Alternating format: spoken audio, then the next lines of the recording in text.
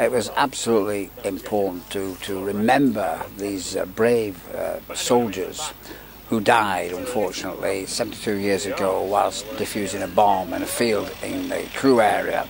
And there had been no remembrance or no memorial towards their bravery on that day when they were unfortunately killed.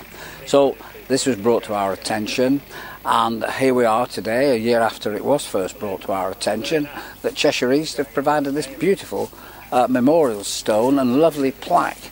And I'm very, very honoured and privileged and almost to sob tears really that my name is on that plaque in perpetuity.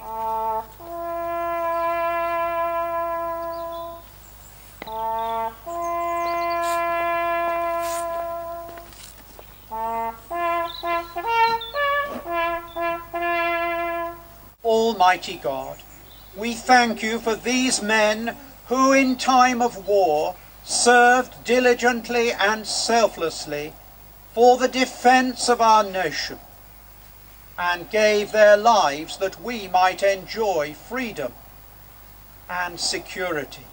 Number one on the list there is my uncle, and sadly he was killed one of the first ones to go.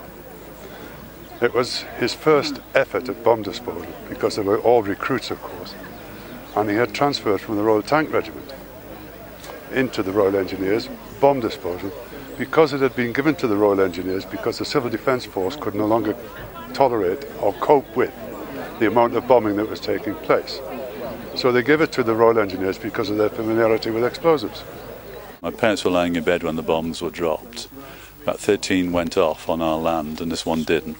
But the ones that went off smashed nearly every window in the house. And I can remember Father saying if he'd sat up in bed he'd have been dead, because a piece of shrapnel went through the bedroom window and embedded itself in the wall above their bed. They wrote the procedures on how to do things.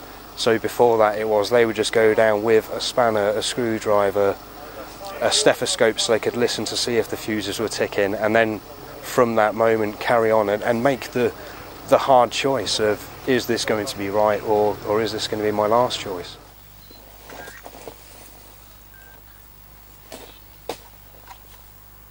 We've got a history, a big history in Cheshire, of people giving their lives for service to the country, and we should always respect that. Right, so that's 8.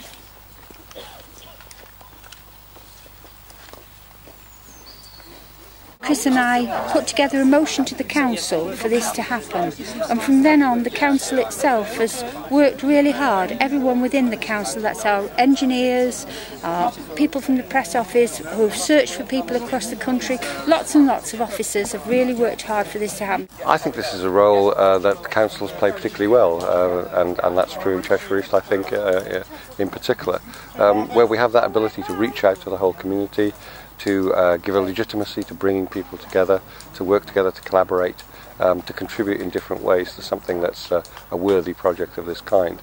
And I think it's what councils probably uniquely well placed to do, where they have that credibility, that legitimacy in focusing community effort in this way.